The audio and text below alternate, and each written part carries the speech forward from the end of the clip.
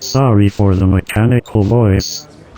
I didn't want to contaminate the recording, as I have inserted this after the fact, by a factor of roughly 12 days. The next person you will hear is Vittoria Lion, with an interesting subterranean, or submarine, or subdermal story. I'm sure you will enjoy. Thank you all so much for being here, and I am going to be reading part of a project that I'm currently working on about a number of things I'm currently deeply invested in. From the collected interviews of Madame A, oceanographer and clairvoyant, among the few surviving members of the HMS Challenger expedition of 1872 to 76, the first to determine the deepest point of the world's oceans. The diving bell was made from one of those primitive blinds they used to put around cameras, and the control panel from weathered vellum pages of an ancient manuscript of Abraham Abulafia, the letters perpetually shifting. I had designed it myself, a more advanced reinterpretation of the early submersible that had sent Darwin into the Galapagos Rift.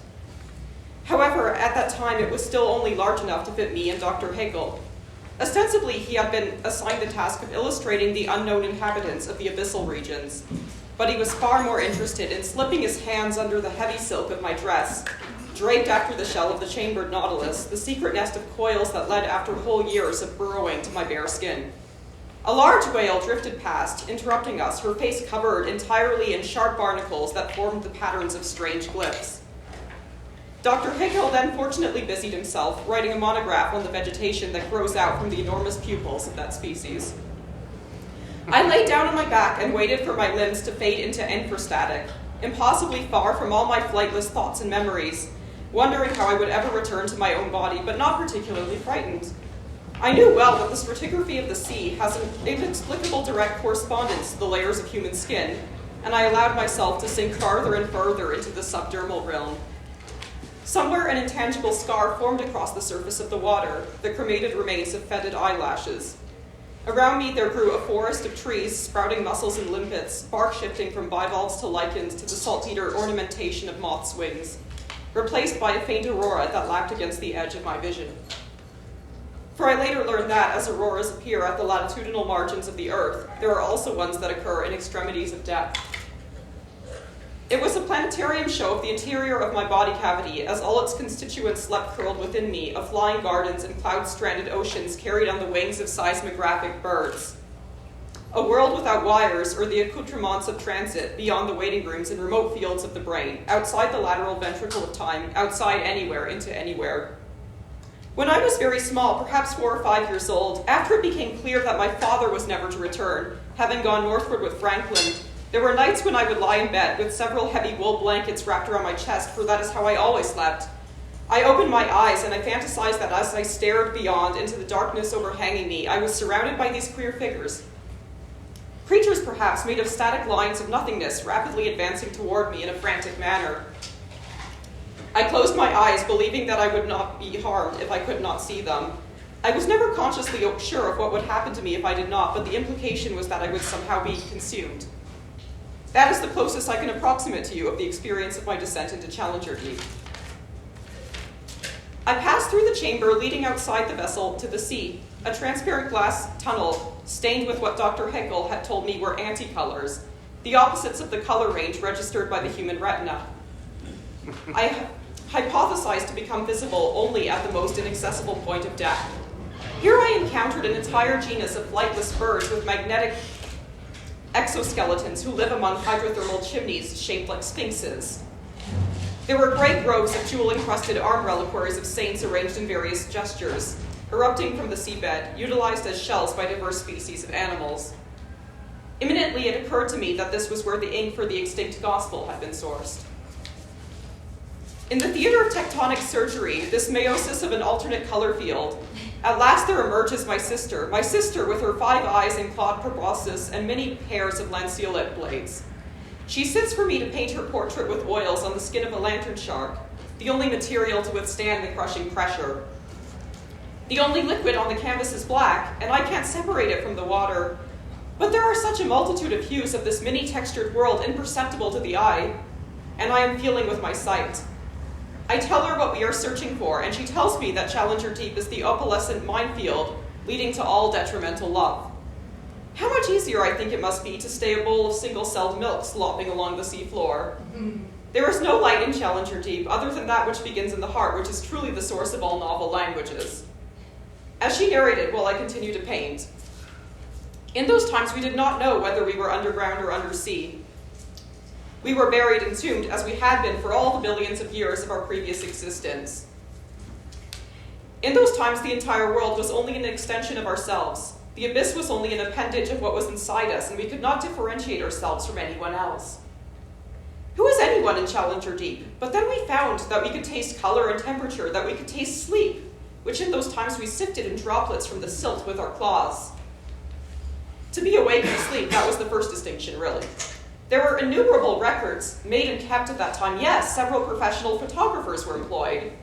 The series of boxes containing them only appear at a particular hour well into the night, in the lowermost floor of the Bibliothèque Nationale after it is dark and shuttered, tended by a glowing glove that emerges from the shelf, in the very place where a young man once made love to a woman never seen before who, upon unzipping her pink dress, revealed herself to have several rows of sharp pincers lying down her abdomen. Deep time, you must understand, operated according to fundamentally different mechanisms and principles as a mode of time. It was organized according to the principle of camouflage, of undifferentiation of individuals. Not purely the impulse to fade into one's surrounding environment, mind you, but to camouflage and fade into what has come before oneself, into the biological dream forms of one's organic predecessors in the genealogy of life. Our earliest ancestors, you see, were dissolved entirely. The first fossils arose from an idea, an impulse, to fade, to shapeshift into what had come before, into the ancestral existence of all, into the Earth's crust. All the adornments of birds, of insects, butterflies, all are an extension of the fossil.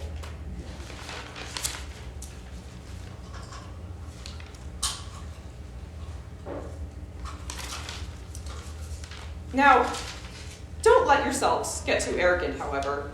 One day, you should know, a few of your ancestors wandered into a labyrinth of elongated caverns, winding chambers leading continuously ever deeper into the entrails of the earth. It was lightless, solidly black, and they had lost their way. Overcome by exhaustion, they all agreed to rest there for the night and promptly fell asleep. When the morning came, not that they were aware of it, but as recognized by an inward sensation, one of them had found a spare piece of flint fumbling around and struck it. When the flame started, they all stared in rapt amazement, for the walls and arches of the cavern had been transformed in their sleep into a vast flood of animals of all kinds, of wolves, reindeer, aurochs, mammoths, bears, lions, leopards, bison, hyenas, horses, rhinoceroses. Unfortunately, with time, that ability was lost, but who knows? One day you may regain it somehow. Try drawing a bird with your thoughts. It isn't likely as hard as you thought. And there were other parts of my body, I'm sure, that I felt at that time, but they were lost in darkness and in distance. The end.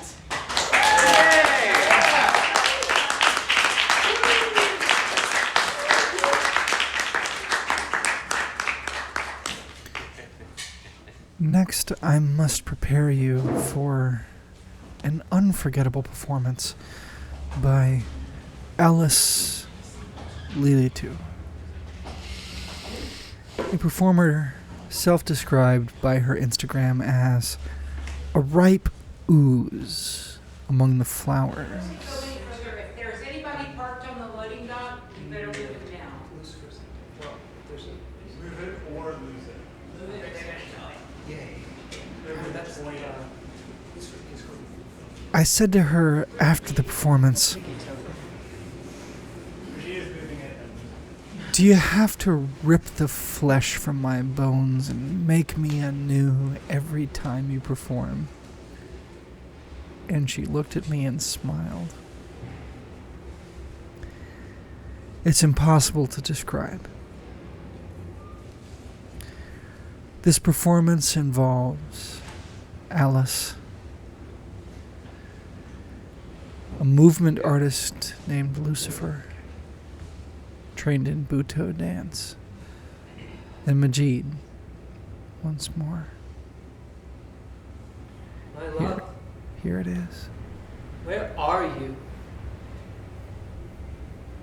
What dread wind carries you away? What bristling current drags you ever deeper? What far-flung corners of the earth must you be kept? What demons of storm and fire and the shuddering earth must keep you? What curse is this, that I cannot feel your breath on my skin? A breath I have seen destroy nations on a whim, dissolve eons-old civilizations for nothing more than the joy of starting anew. My love, I remember in the deepest inner chambers of my heart being in the garden with you, drinking the nectar of life, dancing in the stars. Eternal bliss. Until the rot set in and we tasted death for the first time. And it was exciting to look at each other through different eyes and different skulls. And our souls are supposed to be in these things. They are not. We are starlight, but it is so compelling to pretend sometimes. And so we lived 1,000 upon 1,000 lifetimes together. And we were so many different things to each other. Mothers, sisters, kings and queens and comrades, dearest friends, vicious enemies. But we were lovers more than anything else. And then, one bright, melancholy sunset, it hit me all at once. I was here in a body like this, with a past and present like this, trapped in this vicious sequence. And you were gone. I searched an entire lifetime and I could not find you. You were not here. And so, when I finally dropped this body again and ascended to the stars, I stayed there for a long, long time. And you were there, like always, in the infinite, in the everything.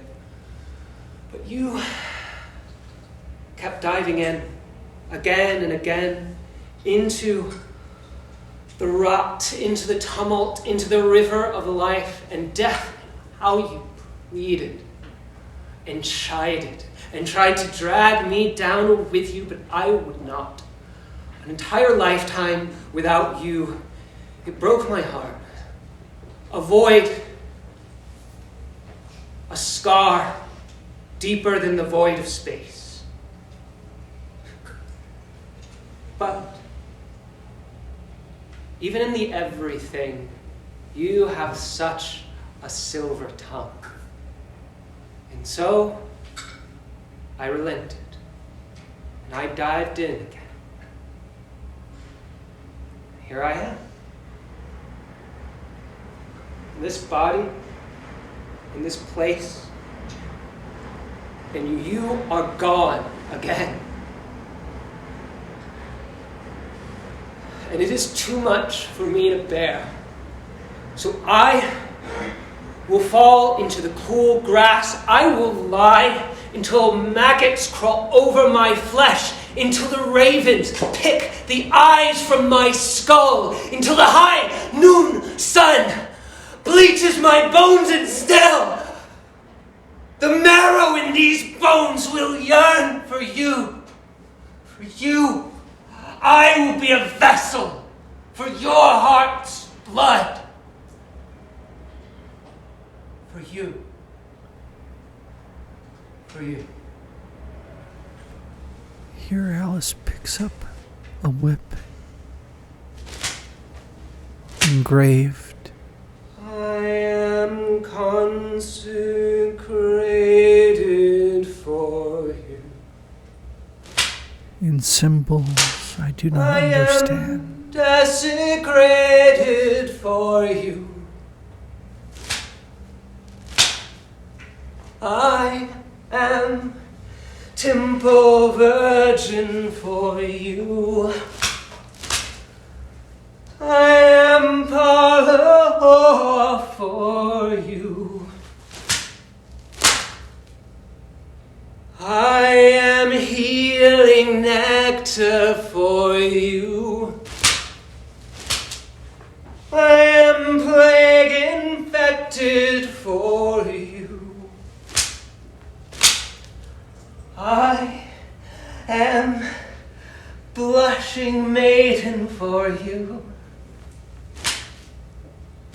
I am withered corpse for you. I am open-hearted for you. I am barbed and guarded for you. I am bright eternal for you.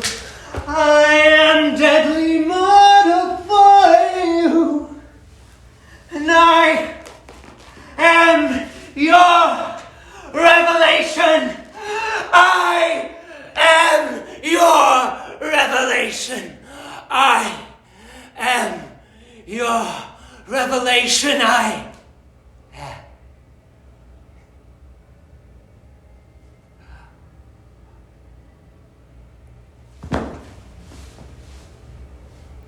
And she falls over. Yes, you are. But Wait. well, you don't do that Wait. to us because you know how many times you just give. This is not a time for die. No, just leave. When she'd like pan with the whistles, horns and everything.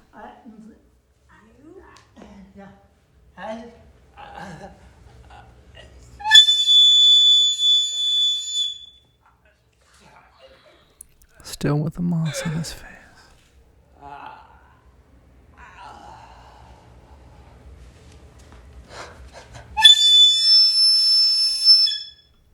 And Lucifer with their beautiful movements.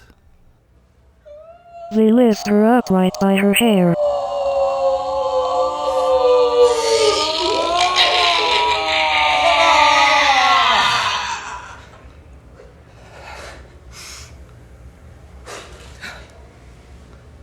What if I'm already too dead? What if we're all just too rotted and broken? What if I don't want to be better? What if I don't want to be healed?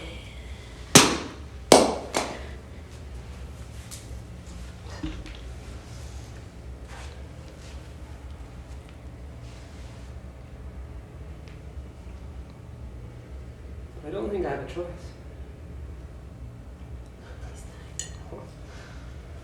Okay. And here the three of them stand and lock hands.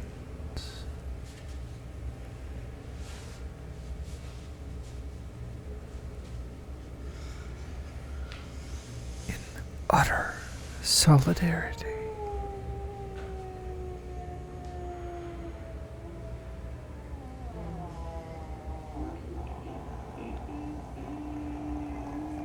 And they begin moving together.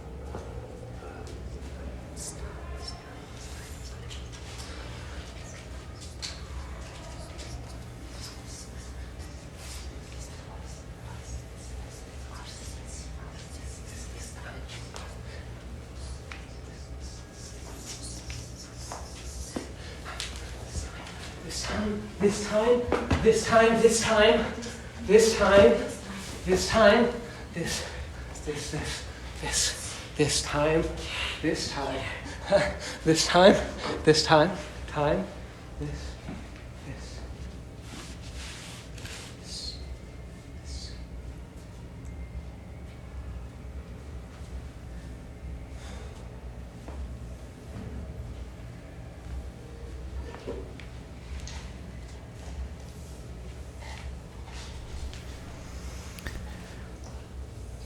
And Alice carries with her a U-shaped device of some kind of metal, blunt on one end and with a sharp point on the other. And it has been used in many situations. And she brandishes it, and it is taken by Majid, and he tries to straighten it with all his strength.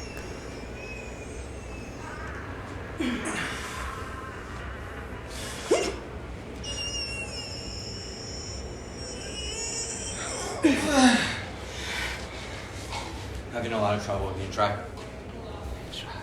So he gives it to Lucifer.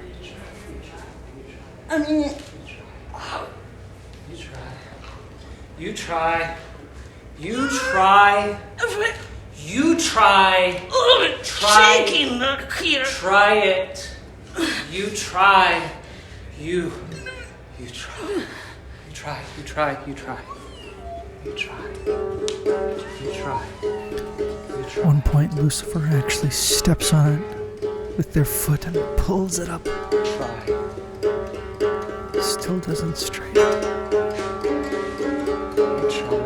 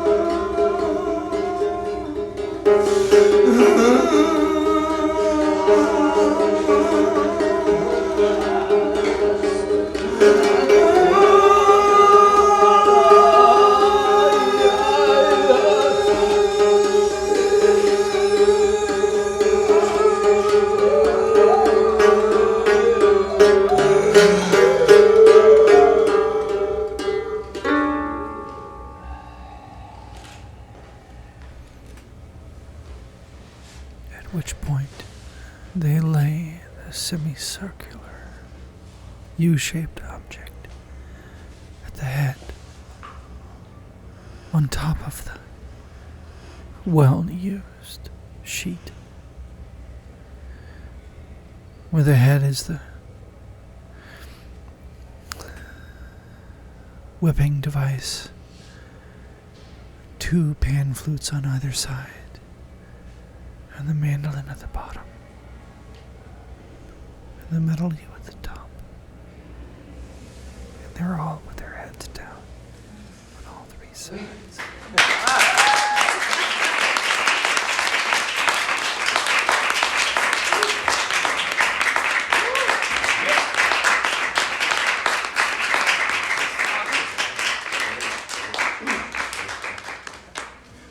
Thank you. LaDonna and Lucifer next. As Steven said, LaDonna and Lucifer next. LaDonna Smith and Lucifer meet each other in the middle of the space and lock eyes in unmistakable, deep communication with one another. Who knows what happens from there? I can't describe Lucifer's motions. It's not possible in sound. The most I can say is you had to be there. My apologies. But hopefully LaDonna's music can do something to illustrate beautiful movements observed.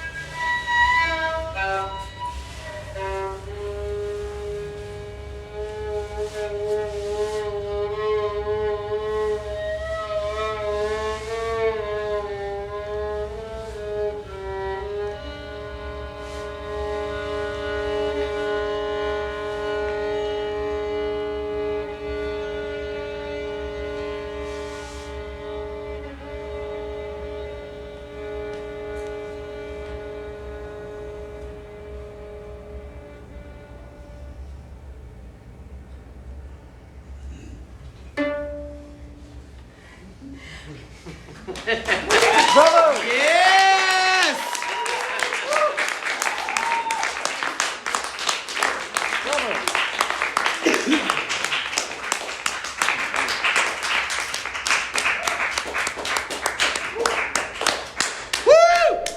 Up next, dear listener, is part 3 of the Quakes and Cries night of the Undertakers and Underselves exhibition of the Atlanta Surrealist Group. That will conclude the night. Hope you enjoy, and stay with us here on Mumbling Planet.